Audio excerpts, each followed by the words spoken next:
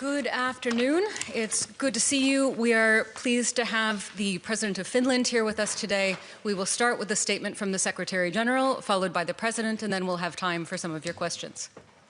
Okay, thank you all for being here. And President Stubb, dear Alex, welcome back to NATO headquarters. You were the first Allied leader to visit after I took office last year, and it's always great to see you. Finland is a valued ally. Your membership strengthens NATO's deterrence and defense. And Finland can count on your NATO allies to stand beside you. Finland has always recognized the importance of security, and you know what it takes to deliver it.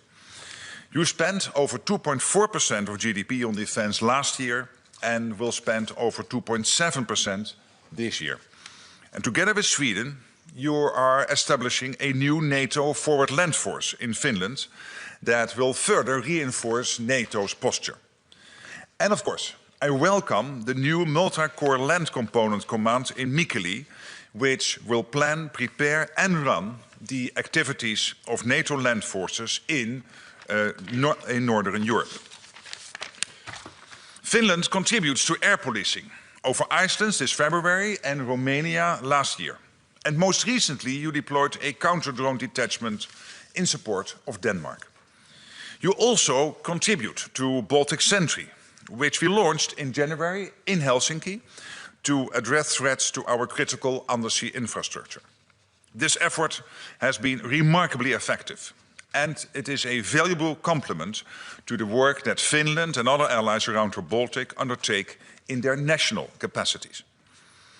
Finnish expertise in the High North is crucial.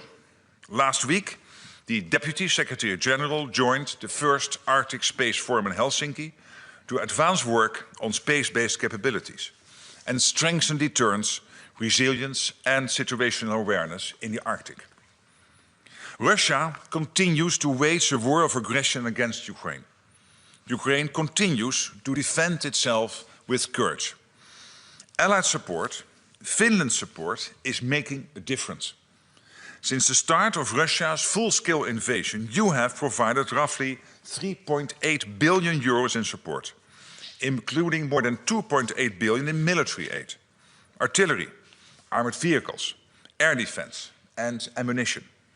And this year, you launched a 3-year program to supply Ukraine with materiel from Finland's defense industry. Along with Baltic and other Nordic allies, you helped start a new initiative to train and equip a Ukrainian brigade. And you recently committed 100 million euros to the prioritized Ukraine requirement list, PEARL, enabling the delivery of urgently needed military equipment from the United States to Ukraine. Economic pressure also matters. The latest European sanctions, along with US and UK measures against Russia's largest oil companies, will further constrain the Kremlin's war machine. Deterrence and defense are the bedrock of our security. Together, we are demonstrating readiness and resolve. We are making sure that more capabilities are available whenever and wherever needed, on land, at sea and in the air. And we are working with industry to secure the technology, systems and ammunition required to defend every inch of Allied territory. Our priorities are clear: to deliver on Allied defense spending, to boost defense industrial capacity and to maintain our unwavering support to Ukraine. So Alex, thank you for your friendship, your leadership and for Finland's steadfast commitment to our common security. The floor is yours. Thank you very much, Mark. Always nice to be here, albeit I think we message or call each other quite a few times a week, but it's always good to see you live. Today we focused on two things. The first one was how to support Ukraine in defense of Russia's war of aggression. And the second one was how to strengthen our defense and deterrence of the alliance. Of course, Russia continues to bomb civilian infrastructure and civilians and shows absolutely no signs of real willingness to come to the negotiating table. And that's why we firmly believe that we need to do two things right now. The first one of which is to increase sanctions, and the second one is to further support Ukraine militarily and economically. Ukraine's urgent needs must be met, just like the Secretary General just said. We've sent 30 packages to Ukraine.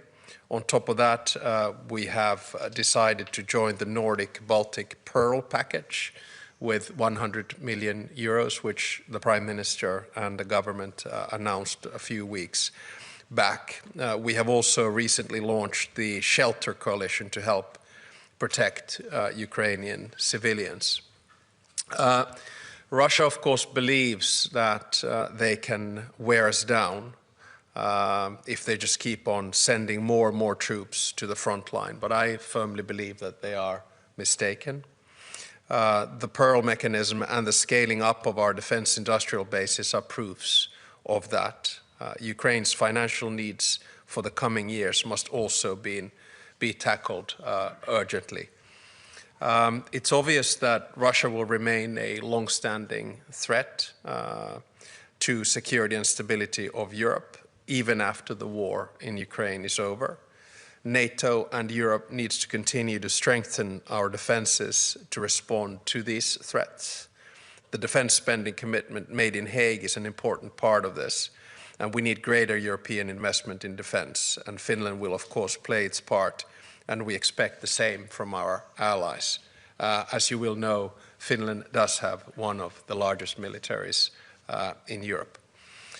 Lately, Russia has tested the alliances and the EU's unity and resolve by using means of hybrid warfare. We need to strengthen our societies and capabilities, but also keep our cool heads. Acting united, we can do this. And if I may humbly recommend that we all react to these things in the Finnish way, which means not only cool heads, but also sisu, which is grit and perseverance. So you don't need to overreact to anything that happens, because this is unfortunately the new normal, and what Russia is trying to do is to destabilize our societies through information and other campaigns. And as the Secretary General mentioned, our integration to NATO is moving ahead according to plans, including the Land Component Command, which I visited in Mikkeli only a few weeks back, met some of the new staff from, for instance, Denmark and the United Kingdom there. And we also have started work on building FLF Finland, and the work continues as planned. We will continue to contribute to the implementation of NATO's deterrence and defense in the north. Always nice to see you. Thank you very much. All right, we'll start with some questions. The second row here, Ilta Sanomat. Thank you. First, Mr. Secretary General, an explosion of some kind destroyed a railway track in Poland on Sunday. According to Poland, it was an act of sabotage. What is known about this, and was it sabotage? And secondly, our president, you said in the spring that we should mentally prepare for the fact that relations with Russia will be opened at some point. When could this become relevant, and has Russia given any signals regarding this? Thank you. On your first question, let me say that of course we are in close contact with the Polish authorities, NATO, Poland, intensely in contact on this, and of course we now have to await the outcome of the investigation. On your questions on when to open the contacts, I think in diplomacy timing is always of essence. Right now the time is to increase the pressure on Russia, both militarily and financially. Usually I'm a realistic optimist, but to be quite honest, I don't see an end to this conflict this year. The earliest we can get into the negotiating table would be sometime in February, March, but that is for President Zelensky to decide. As far as contacts from European leaders is concerned, there should be no solo acts. That is exactly what Russia is trying to do. So if one European leader were to be in contact, with his or her Russian counterpart, it would have to be closely coordinated. Okay, we'll go to the second row, Reuters. Thank you so much, Lily Bayer from Reuters. I have a question for each of you. Secretary General, over the past weeks, we've seen quite a few drone incidents in Belgium over airports, over sensitive installations. Is NATO providing any support to Belgium with these drone incidents? And what is your latest assessment in terms of attribution and risk of these particular incidents? And then, Mr. President, this morning, the Commission President, Ursula von der Leyen, sent a letter to leaders along with an options paper on financing Ukraine for the next 2 years. What is your message on these options? In particular, what is your message to the Belgian authorities since you're here in Brussels today? Thank you. On your first question, I was in contact with the Belgian defense minister, and I know that many allies have provided support to Belgium, very concrete support. So that's typically the role of NATO, to be in close contact with our allies to make sure that whatever help is needed will come to the country. And I have no news about attribution. When it comes to funding Ukraine, it seems rather clear that there are three options. The first one is that EU member states, or NATO member states for that matter, pay directly, either by taking more loans or using current reserves. The second option is the mutualization of debt on a European level, as was done with Next Generation Europe and with SAFE. And the third option, of course, is the use of the immobilized assets. I will discuss these matters today with Belgium's Prime Minister. I think a lot of European leaders have understood the concerns that Belgium has in this situation, both political and legal. And I hope that when leaders start moving towards the European Council of December, that solutions will be found, because it is of utmost importance that we continue to fund Ukraine in its fight for its existence and survival. Okay, coming to the third row, the woman in the beige jacket. Greta Karvala, Kauppalehti, Finland. What is the most important military action Finland should take when the United States reduces its presence in Europe? And this question is for both of you. Well, I think we will see a reassessment of the US troop posture in Europe. At this stage, I'm not excessively concerned. We'll have to wait for both the national security strategy of the US and their national defense strategy.